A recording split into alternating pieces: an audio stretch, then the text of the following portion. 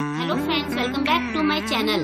आज इस ड्रामा का लास्ट एपिसोड है, तो चलिए देखते हैं कि इस ड्रामा के एंड में क्या होता है। तो जैसा कि लास्ट एपिसोड में हमने देखा था कि एरिन युनजी और जेचान से बदला लेने के लिए उन्हें छुपकर परेशान करती है और जिसमें वो काफी हद तक कामयाब भी रहती है और इसमें जीवू भी उसका साथ देती है।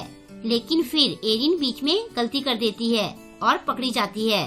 लेकिन एरिन बचने के लिए जीवू पर सारा इल्जाम लगा देती है। इस बात से जीवू चिढ़ जाती है और वो एरिन को सुनाकर वहाँ से चली जाती है। युनजी और जेचान भी एरिन से चिढ़कर चले जाते हैं।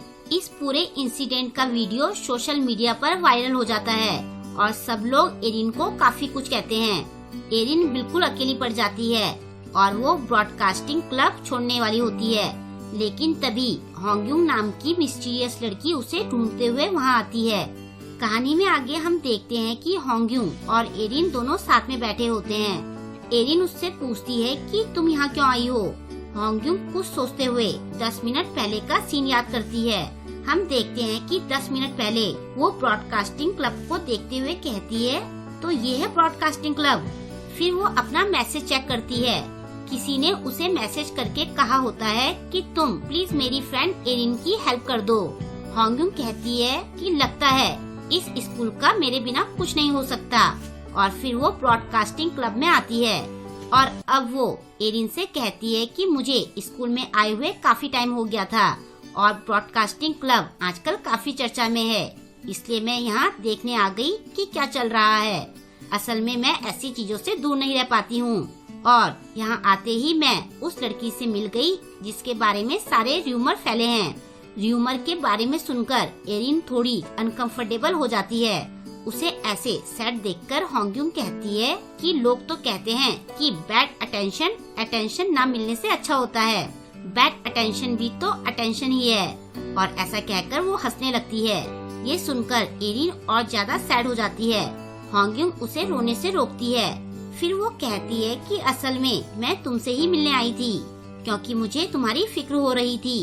एरिन कंफ्यूज होकर उसे देखती है। होंगयुंग कहती है कि इन सब चीजों से मैं पहले गुजर चुकी हूँ। एरिन थोड़ा चौंकते हुए पूछती है कि क्या तुम्हारे साथ भी ये सब हुआ था। होंगयुंग हाँ कहती है। फिर वो अपना पास्ट याद करती है कि कैसे लोग उसके लिए वॉशरूम की दीवार में लिखते थे कि तुम एक बेकार लड़की हो, तुम्हारे तो 10-10 बॉयफ्रेंड हैं। कैसे वो लड़कियों से लड़ा करती थी। ये सब याद करके वो कहती है कि फिर मेरे 8 साल के भाई ने मुझे समझाया। उसने कहा कि अगर तुमने लोगों को जवाब नहीं दिया तो वो चुप नहीं होंगे। उसने मुझे बहुत लेक्चर दिया। अगर आप होंगयुंग की पूरी स्टोरी देखना चाहते हैं तो आप मेरे चैनल की प्लेलिस्ट में जाकर रियल टाइम लव ड्रामा देख सकते हैं। अब होंगयुंग उसे कहती है कि जब तुमने कुछ गलत नहीं किया है तो तुम इतनी टेंशन क्यों ले रही हो। ये सुनकर एरिन कहती है कि मेरे केस में गलती मेरी थी। ये सुनकर होंगयुंग पूछती है, तो क्या सारे र्यूमर सही हैं? एरिन उसे रोकते हुए कहती है कि सारे र्यूमर सही नहीं हैं, लेकिन मेरी वजह से सब गड़बड़ हो गया। मैं सबसे माफी मांगना चाहती हूँ, लेकिन मुझे बहुत डर लगता है और इसी वजह से मुझे खुद से नफरत होने लगी है। ये सब सुनकर होंगयुंग कुछ सोचती है। फिर वो एरिन से कहती है कि तुम मुझे ध्यान से देखना। फिर वो एक चॉकलेट के पीस को खोलकर नीचे गिरा देती है और कहती है, अरे यहाँ तो चॉकलेट गिरी है। इसके बाद वो चॉकलेट को उठाकर खाकर कहती है, अरे वाह, ये तो बहुत मीठी है। ये देखकर एरिन कहती है कि ये चॉकलेट तो नीचे गिर गई थी, तुमने इसे खाया क्यों? वो बड़ी स्टाइल से कहती है कि क्या तुम्हें 3 सेकेंड रूल के बारे में पता नहीं है? इससे पहले कि लेट हो जाए तुम्हें उसे उठा लेना चाहिए। ये सुनकर एरिन कंफ्यूज होकर पूछती है कि क्या उठा लेना चाहिए। होंगयुंग फिर से स्टाइल से कहती है कि यहाँ नीचे तुम्हारी सेल्फ रिस्पेक्ट है, नीचे झुको और उसे उठाओ और फिर तुम्हें अच्छा लगेगा। तुम्हें लगेगा कि तुम्हारे ऊपर से कोई बोझ उतर गया, फिर वो चाहे ह्यूमर हो, फैक्ट हो या फिर माफी हो, समझी? तभी उसे उसके बॉयफ्रेंड येचान की कॉल आती है। वो बड़ी खुश होकर उससे बात करने लगती है और फिर वो बाहर चली जाती है। जाने से पहले वो एरिन को गुड लक कहकर जाती है। उसके जाने के बाद एरिन सोचती है कि वैसे ये सही कहकर गई है। फिर वो अपना रेजिग्नेशन लेटर फेंक देती है और इसके बाद वो कुछ सोचकर वीडियो रिकॉर्ड करना शुरू कर देती है। बाद में जीवू अपने फोन में लोगों के कमेंट पढ़ रही होती है। युंजी कहती है कि एरिन ने भी ये जरूर पढ़े होंगे। जीवू कहती है कि मुझे एरिन से इतनी बुरी तरह से बात नहीं करनी चाहिए थी। तभी सीवू डांस करते हुए वहाँ आता है। तभी वो देखता है कि बोर्ड से एरिन की फोटो गायब है। इसके बाद उसे डस्टबिन के पास कागज गिरा दिखता है। वो उसे उठाकर देखता है तो वो कागज एरिन का लिखा रेजिग्नेशन लेटर होता है। उसे लगता है कि एरिन ने क्लब छोड़ दिया है। वो दोनों गर्ल्स को ये बात बताता है। ये सुनकर जीवू को यकीन नहीं आता कि एरिन ने क्लब छोड़ दिया है।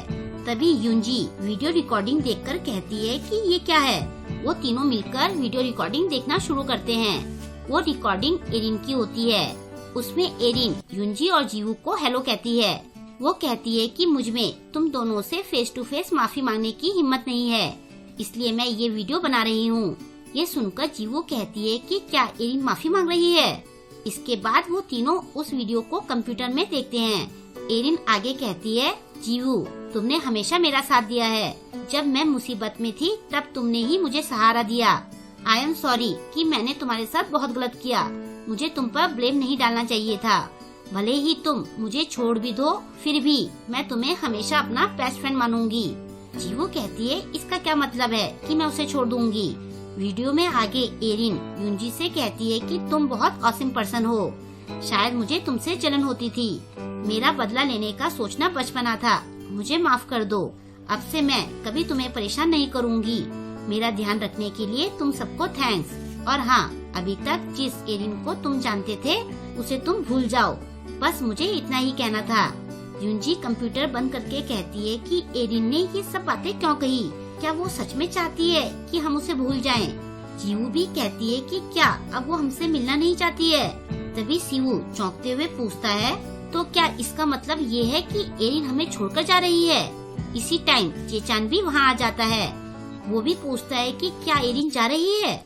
बाद में वो एरिन को मैसेज करके मिलने के लिए कहता है। एरिन भी उससे मिलने के लिए मान जाती है। वो कहती है कि मुझे भी तुमसे कुछ बात करनी है। फिर जेचान को याद आता है कि कैसे उसने सबके सामने एरिन को माफी मांगने के लिए कहा था। इसके बाद हम देखते हैं कि एरिन और जेचान साथ में बैठे होते हैं। एरिन सोचती है कि जैसे मैंने जीवू और युंजी से माफी मांगी थी, वैसे ही मुझे जेचान से भी माफी मांगनी चाहिए। इसके बाद वो जेचान से माफी मांगने वाली होती है, लेकिन उससे पहले ही जेचान उसका हाथ पकड़कर उसे जाने से मना करता है।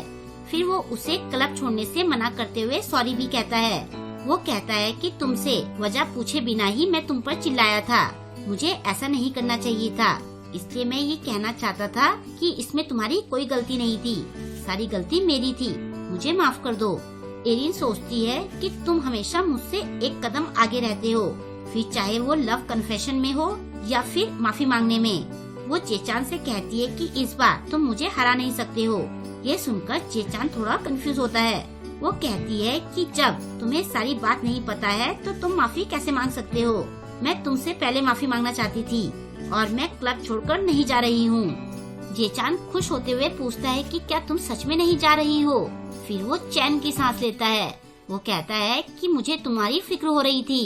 एरिन पूछती है कि क्या अब मैं वो कह सकती हूँ जो मैं कहना चाहती थी।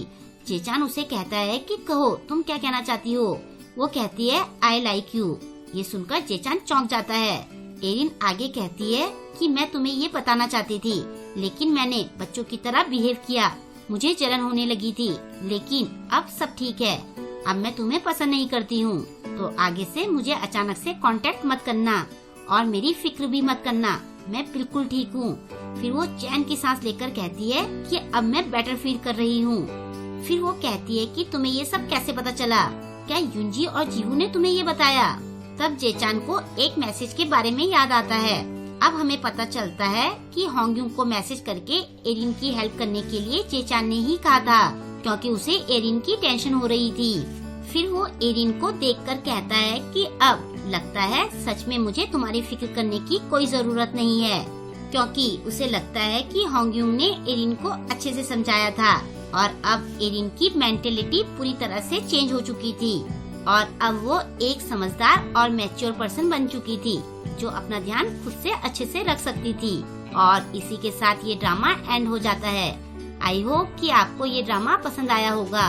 आपको ये ड्रामा कैसा लगा मुझे कमेंट करके जरूर बताएं और वीडियो को लाइक और शेयर करना ना भूलें। अगर अभी तक आपने मेरे चैनल को सब्सक्राइब नहीं किया है तो प्लीज मेरे चैनल को सब्सक्राइब कर लें और लेटेस्ट वीडियोस की नोटिफिकेशन पाने के लिए बेल आइकन को प्रेस करना ना भूलें। मिलते हैं जल्द ही नेक्स्ट वीडियो के साथ। Thank you.